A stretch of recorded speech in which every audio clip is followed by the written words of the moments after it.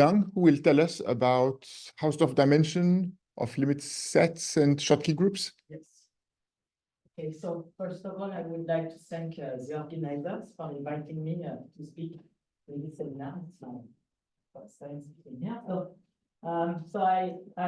what I will talk about is joint work with Blair Nemeti.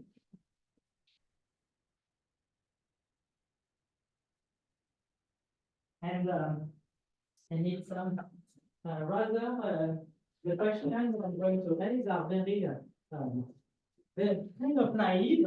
Okay, so I want my goal is to advertise how certain techniques from non-Archimedean geometry, so more precisely Berkovich geometry, allows one to deduce some information on classical groups acting on the complex Riemann sphere. Okay, so the motto of my talk is that so classical groups in PGL2 of C, they are pretty wide. Okay, I think they are wide. While over non-Archimedean field, the situation is going to be much more constrained, and one can extract some information which we can go back and to study classical groups. So that's what I want to do. So my plan is so to give you my main motivation. So my main questions I want to look at for. Then I'm going to tell you about those Schottky books. It's very specific and Hausdorff dimension.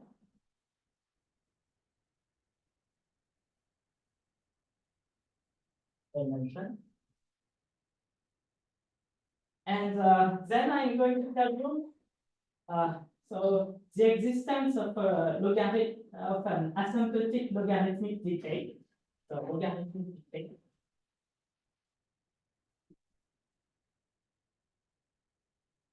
So what we are going to do is look at families of Schottky groups, and the Hausdorff dimension is going to decay with a logarithmic speed. And this logarithmic speed, we can also compute, in certain cases, compute the rate. Explicit, so I want 1 point something. Okay. And then all the ideas behind this degenerations questions is related to how you can interpolate. So two things. So interpolate Riemann spheres and things. And so this is the advertisement for Berkovich. Okay. So how you can glue things and work in a global way, so that you have in one picture Riemann spheres and in the same picture things, and that's how we are going to do. So let me start with main questions. So I take Z complex number of the puncture disk. Okay, I'm going to look at family gamma Z of groups generated by matrices, 2 by 2 matrices, M1 of Z, Mg of Z, and this Mi of G. This Mi of Z are given by coefficients, so Ai of Z, Bi of Z, Ci of Z, and Di of Z. So this is in PGL2 of Z. And I asked that Ai, Bi, Ci, and Di are holomorphic on the puncture disk, and then maybe meromorphic on the, when we close the disk. Okay. And we take a generic form So take eta, a generic form. And when we have the group actions, I want to look at the closure of an orbit. Okay, like the eta, and this would what we call the limit set.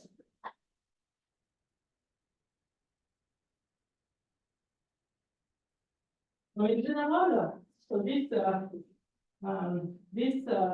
limit set, well, it can be bad in the sense that it has can have a fractional closure dimension. The dimension of lambda z is what I call the Hausdorff dimension.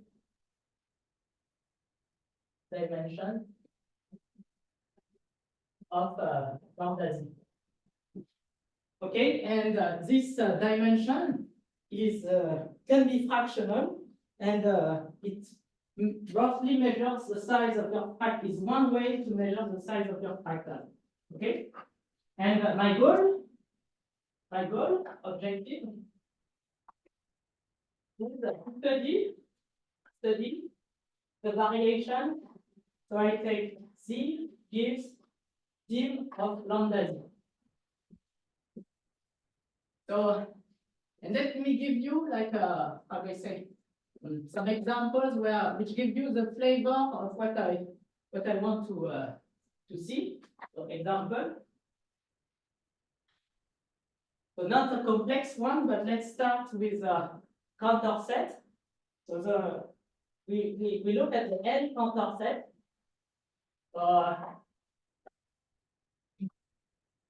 This piece has size 1 over n, this piece has size 1 over n, and so this piece has size, how do I say, n minus 2 over n. Okay, and so the Hausdorff dimension of this lambda n, so this is lambda, well, then you have to take pieces inside and so on, like the usual contour construction, and the dimension is, well, log 2 over log n. Okay, so it tells you, okay, in this example, it is there is a logarithmic decay of the Hausdorff dimension. This 2 is actually combinatorial complexity. Well, this is just an exponent. Okay. And for my talk, I will restrict to and of course, when n goes to infinity, then the size of the pieces decays, and so you barely see anything, but you barely see anything at speed 1 over log n. And that's what I want to see. And the groups I want to look at are so the Schottky. So first, so I assume that gamma z is Schottky. So I don't know. So maybe I recall. So it's Schottky if it is free, and every element is loxodromic. Okay, so it's conjugate to lambda z with lambda smaller than 1, of norm smaller than 1. And there is an open, non-empty invariant subset of the Riemann sphere on which the action is properly discontinuous. Okay, so this is the definition. Should I write it? Yeah, but maybe it's what you explain. Okay, let me explain or write. All right. Okay, right. So gamma is free. Gamma z is free. D, the whole gamma in gamma z. Gamma is loxodromic. So exactly at 2 fixed points. Okay. C, there is a non-empty. Open invariant subset on which the group acts properly discontinuously. Action is properly discontinuous. So That's just saying the limit set is not the whole Riemann sphere, right? I'm not sure. On peut le nommer aussi. On peut le nommer. Yeah. Yeah. Sinon, c'est complètement. Yeah.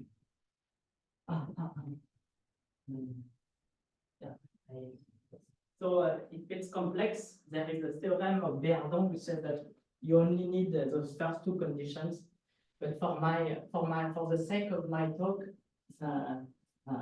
when it's not complex anymore, I will need this last condition. But it's for so there are cases. Depends on which field, but we have examples where when the field is non-Archimedean, where the limit set is everything. Is a P1 of K, but it's very, very weird. Okay, so that's why. Sorry, is this the definition of a C? Okay, let me invariant subset of, so it depends so P1 of C if you are complex coefficients, but it's going to be of if your field is you have to replace here just here if your field is a K of the right space of P1 and so the Berkovich space over K if you're if for arbitrary field if K is arbitrary. Okay. And in particular, when K is C here, this space is equal to this space. So, but I will come slowly to this, especially so you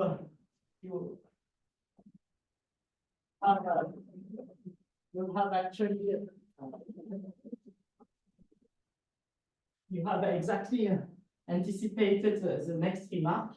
Okay, so you can look at one example that I will look at is when K is the field of Laurent series in T, and it's endowed with a norm that is the T adic norm. So 1 over E at the power order of vanishing. So you take a polynomial P, P, let's say a polynomial in T, and you look at, you factor it by the first monomial, and then you do this is the order of vanishing, or the order of the pole, and then it is the case. And so if this is your field, then the action, this P1 and of C T, this is going to be an infinitely branched tree. Okay, so it's going to be an infinitely branched tree. Okay, and I will give you an example of groups acting on this guy, and my point is to try to interpolate those complex guys with those guys.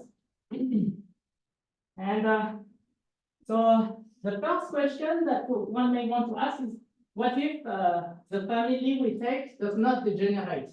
So what if, so this is the content of several due to Ruel. So Ruel, in 82. You can look at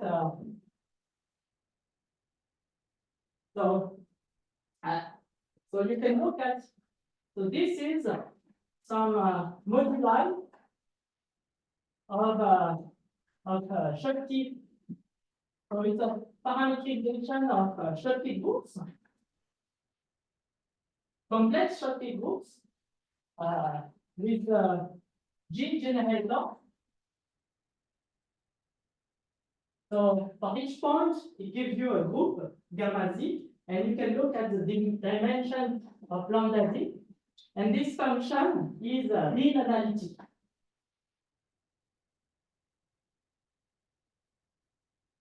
So assume that, for example, you take your family, and when you extend at 0, the value at 0 is a point in here, then you're fine, the map is continuous. Okay? That's what I want to say. And this is due to Glenn. But I want an example. So now an example of groups where things mess up a little bit. So let's go. So here is the unit circle. And I'm going to take C1, CG plus 1, some distinct points.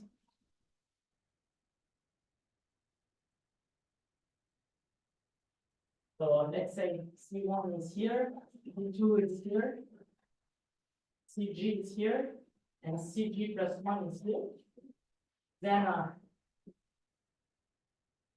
Then what we are going to do is look at some circles. So let's say here, red circles, red circles, red circles.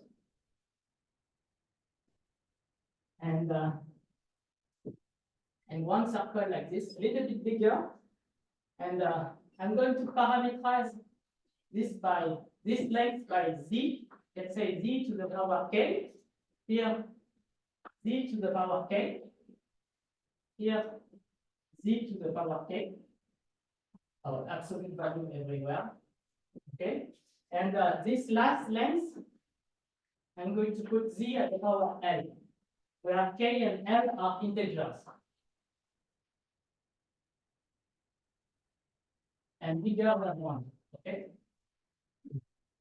And for each z, now you look at gamma z, the group generated. So this circle is what I call C1. Then that depends on z, C1z, C2z, and then CGz. And the group gamma z is the group generated by the R, then CG plus 1z. The group generated by the reflections by those circles, generated by the reflection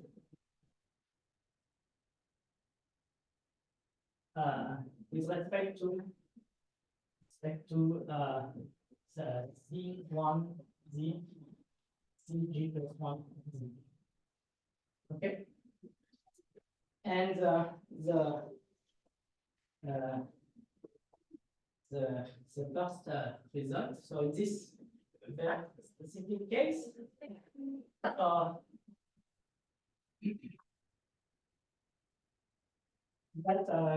the dimension of lambda z is equivalent to minus log u over log z inverse. Okay.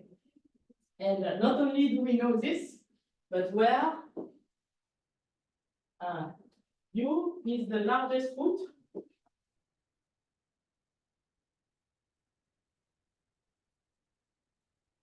of the polynomial x k plus l plus 1 minus 1 over g x k minus 1 over g. Okay. So it is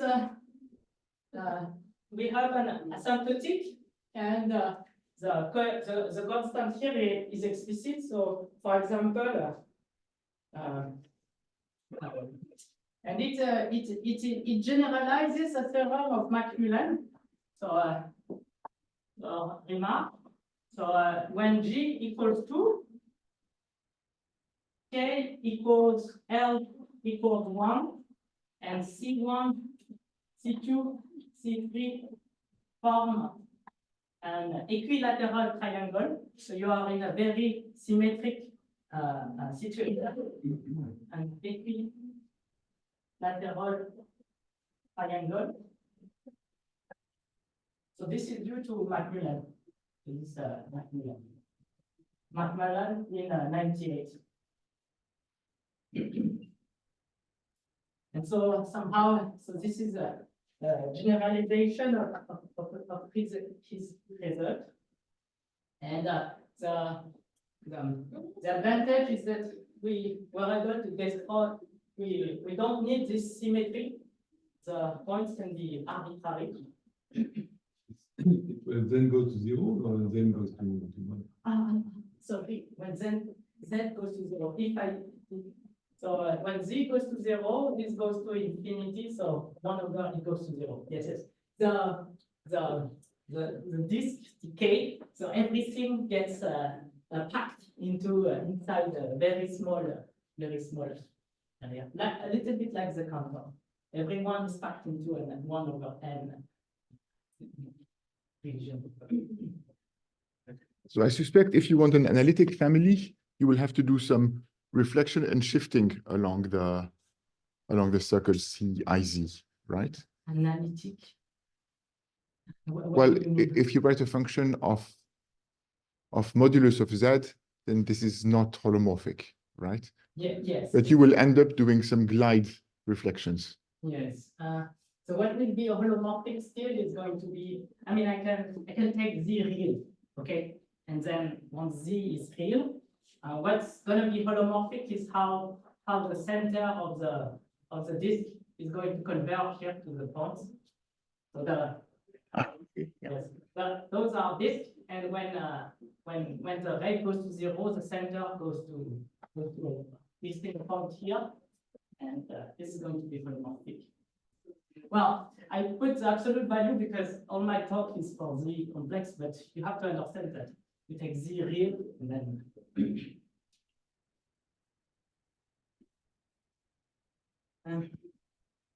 so in particular, so I had fun. So with when k equal 2, l equal 1, and g equals 10, I found 0.619. Okay, so it's effective. You can compute things.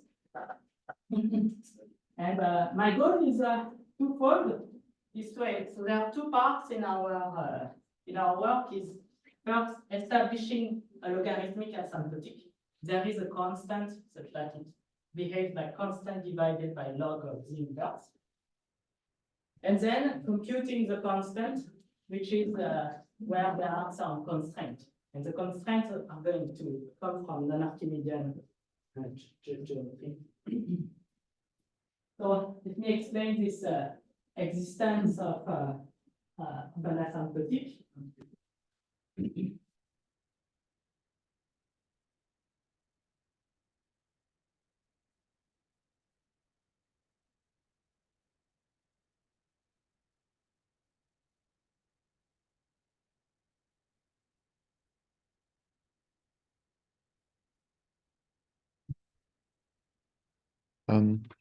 That one works better.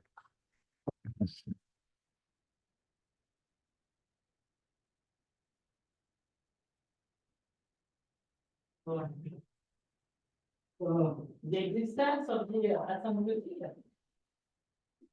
So to do this, we devise the criterion to say directly whether the generating family has such a behavior. So if you have an orthodromic matrix, so M is orthodromic. So it is determined uniquely by an attracting fixed point by alpha, an attracting fixed point.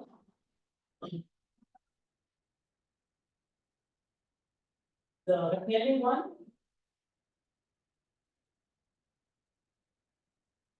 beta and lambda, the multiplier. Where lambda is smaller than 1. Okay, so I will denote by M of alpha, beta, lambda. Okay, And this is how you encode oh. I forgot to say that this moduli is an open set of dimensions 3G minus 3 in C. So, and the way you do this to parameterize is you parameterize by some parameters, those parameters here. And there is a normalization of 3 points go to 0, 1, infinity. But so that's how we get the CG minus 6. And if you want to parameterize families, you can parameterize by those data. So you choose alpha I of Z, beta I of Z, lambda I of Z, so holomorphic.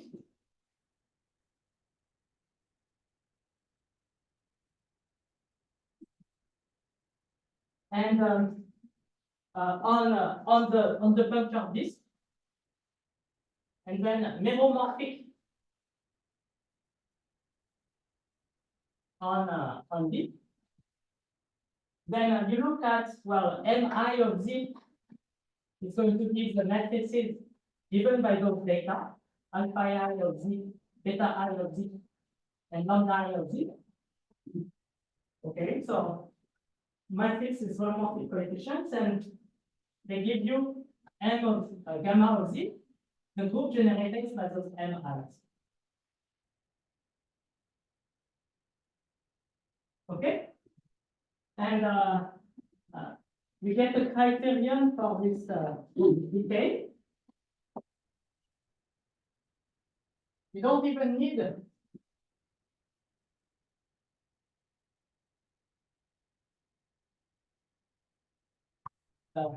theoretically.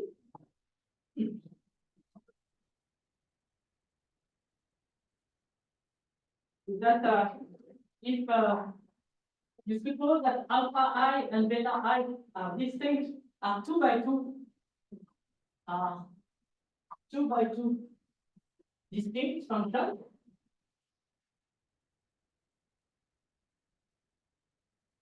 Okay. 2 lambda I or LPI, those it's an actual degenerating family, so lambda I vanishes at 0. Okay, so at 0, I don't even have an invertible matrix anymore, a priori. Okay, and third condition is well, those two they're all important, but the most relevant for any UV in the symbol alpha and beta. Then for any JK, both distinct from I, you have a vanishing criterion. So the order of vanishing of lambda I of Z, then the cross product uj of Z, dk of Z, alpha I of Z, beta I of Z is bigger than 0. Then you know, then you have an asymptotic. Then there exists delta NA bigger than 0, such that the dimension of your of the limit set of your family is equivalent as Z tends to 0, which is delta NA divided by log Z inverse. Okay, and this is the existence of such a rate, but this delta NA is actually the Hausdorff dimension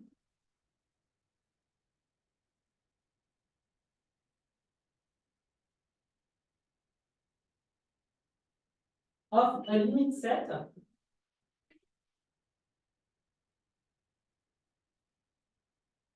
of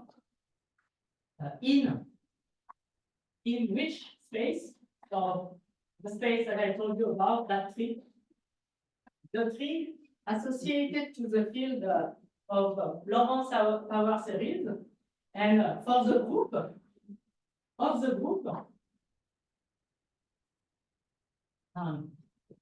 gamma T viewed as a subgroup of PGL2 of C bracket T.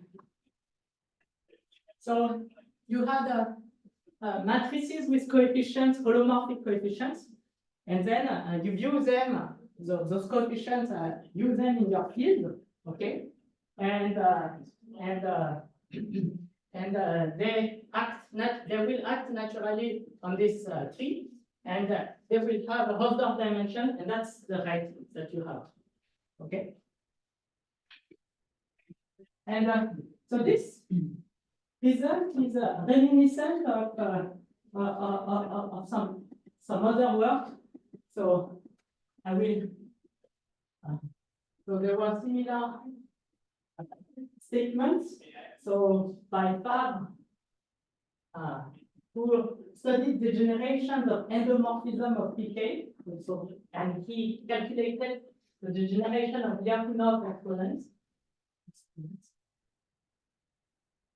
And it was based, the techniques, most of the techniques that we use and that he used are also were devised, well, they were done in another setting, but where there was still a logarithmic, some type of logarithmic.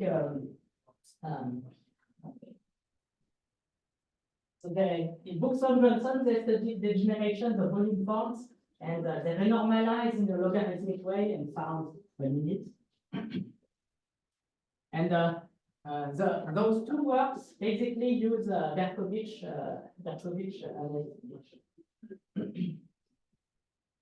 and so I have some space here. I'm going to do the drawing.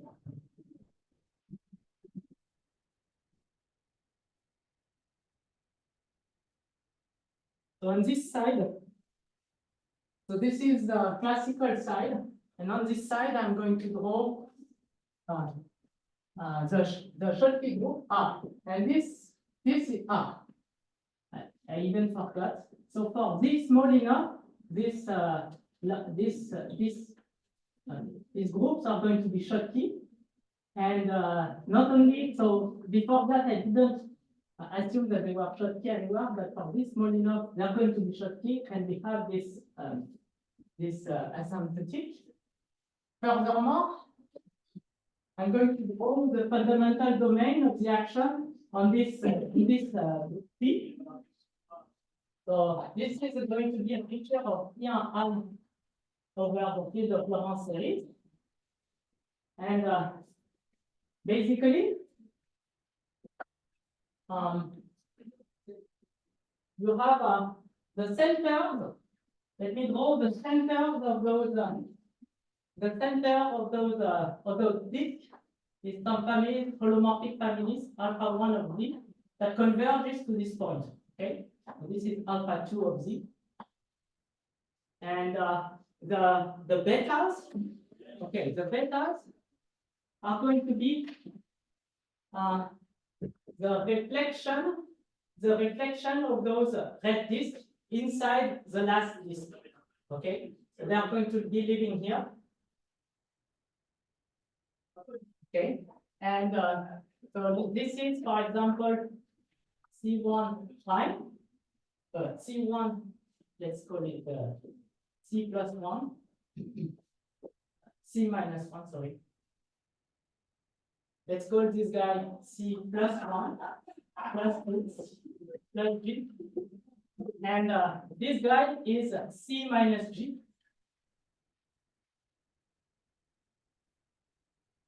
Okay, so I reflect those red disk inside my last disk. So I get the reflection C minus 1, C minus G. And those green disks are going to have centers. So those are the beta. Those are the beta. So beta 1 of Z is here. And beta G of Z is here. Okay? And in this tree, those alpha and betas, those power series are going to be at the end of the tree. So let me draw alpha 1, alpha 2, alpha 2. They're all going to be on the end of the tree. They meet at the point that is symbolized by this, basically the unit disk. Here I have something of length 2 times L. So L is the rate of convergence of this last disk. Okay. And the circle CI C1Z corresponds to some points on these branches. Okay. So let me put C plus 1 here, C plus 2, and then C plus G. And the advertisement is that, in fact, everything is encoded. You have a metric here. The length here is going to be K.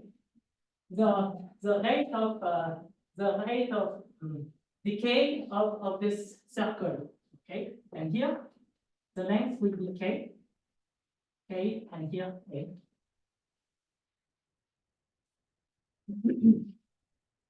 And then you have, of course, the betas.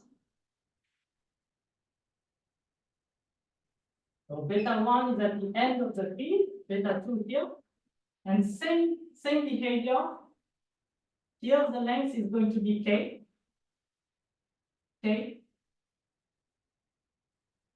And those points here are going to correspond to the circle C minus 1 and then C minus B. So you get some type of combinatorial, how do you say, algebra geometric that encodes the rate of convergence, the rate of collisions of those alphas and betas. Okay. And this is a subset. This is actually the picture of the fundamental domain of our action, and our fundamental domain is delimited by those, how they say, by those circles here, and those circles here. And when you want to, when you use to, how they say, to glue, take this. So take the Riemann sphere minus those disks, and then you glue together the complementary disk. You get a Riemann surface of certain genus. Here it's somehow the parallel, except it's a graph. So you glue this thing with this thing, and you get something, a bouquet of J circles. Okay. You say that it's modulus of the small enough and 3 all, and then Yes, you can yes, model yes. this picture. Yes, yes. And not only this, but then the story is that now that I have this picture, it's a graph. So calculating now Hausdorff dimension is a path thing. You just have to follow those fundamental domains, and you code. Every time you go into a fundamental domain, you go through a door, and you escape through another door, and there is a coding of your geodesics.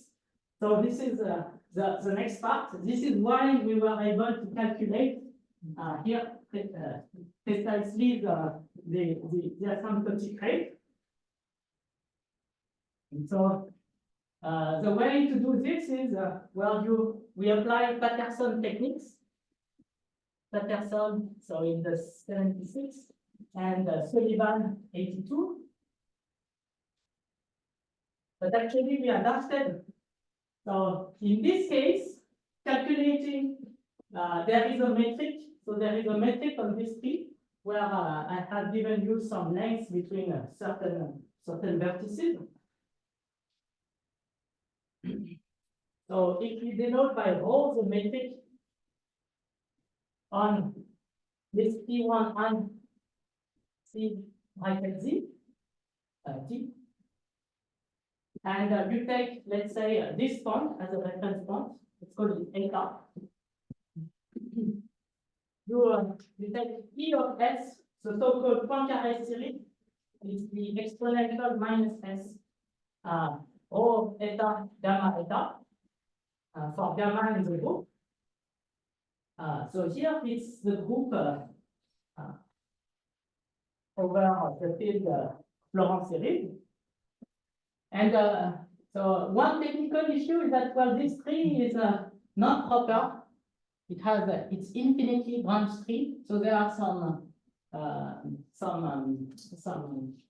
technical difficulties that were overcome by Dan Simmons and Urbanski, and using their theory, we were able to you can get that the non-Archimedean Hausdorff dimension is actually the infimum of the S such that this series is convergent. Okay. And the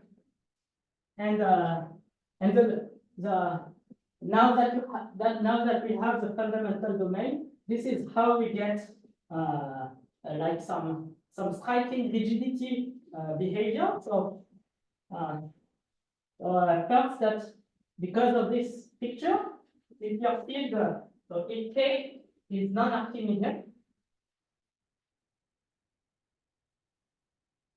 and gamma K is a Schottky group,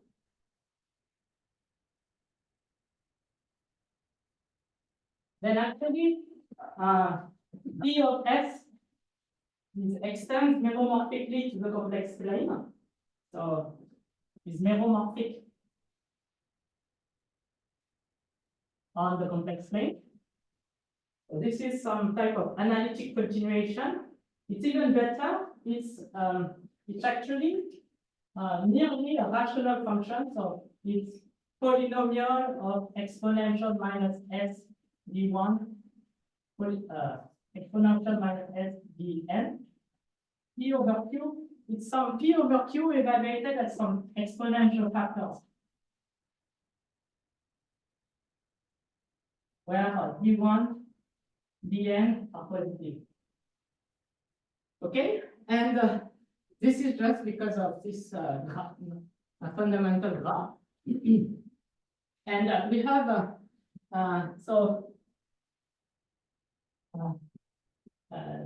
you are inspired by a result of my brother and Gabriel Rivière, who showed that certain Poincaré series extended at 0. So the value at 0 here is going to be 1 over 1 minus g. And this is also reminiscent of some work by Nalini and Antaraman, who did it for discrete graphs. Okay. So basically, the value at 0 recovers topological data. And this 1 is actually, so if you quotient this graph, you get a connected graph. So it has one connected component, and this H1 is a G. Okay, so it's 1 over Euler characteristic of the of the quotient. And as a supplement of this, we also have a matrix characterization of this critical exponent.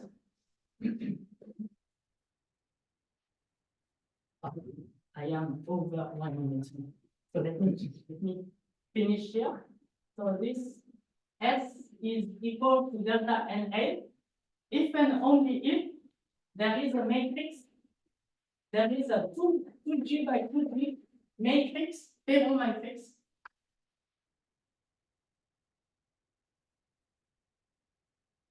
such that its largest eigenvalue is 1. And you see in this case, this 2G by 2G matrix is explicit, and this allows you to deduce the, let's say, the explicit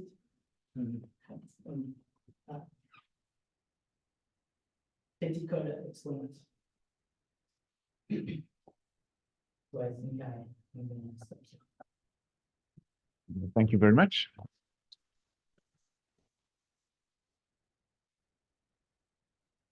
The non-Archimedean Hausdorff dimension. Well, you have, it is metric space, you have a norm space, and you can use the definition of covering by calculating sum of diameter at the power s for coverings, and take the infimum of epsilon coverings. Yes. And where does this asymptotic come from? Is because Hausdorff dimension is a metric statement. You need a norm, basically. And the game we do is like, we don't take the norm, the complex norm. We scale the norm at some power epsilon, smaller than 1. And for epsilon non-zero, it's going to remain the Riemann sphere, but the metric has changed. And this epsilon is going to be 1 over log of z. And when there is a calculation that when you take a holomorphic function, raise it at the power 1 over log of module of z, then when z tends to 0, it's just an asymptotic formula. It converts to 1 over e at the power order of vanishing of the function. So it's all the tropical game, and that is the idea behind those two, and that we apply here. And the magic is that Hausdorff dimension is, when you scale the metric, it's linear by the metric. And so that's what we do. We scale the metric, and then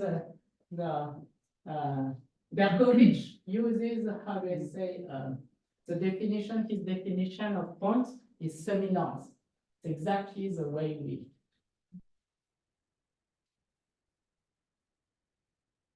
So in fact, it's also box dimension, I guess. Yes, there are too much dimensions, and I'm only, the box dimension is when you cover by boxes. Yes, you don't use the diameter, but you use only rounds. I'm not sure. I think there should be, but You would expect that given everything is holomorphic, then you don't have to cover by really complicated pieces. Yeah, because everything is somehow isolated, so you can.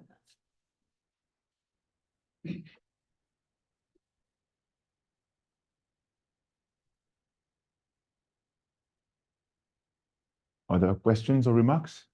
Maybe it's good to check if there are questions online. I'm not connected. Yes. So I don't see any questions from online either. Well, thanks a lot, Dan.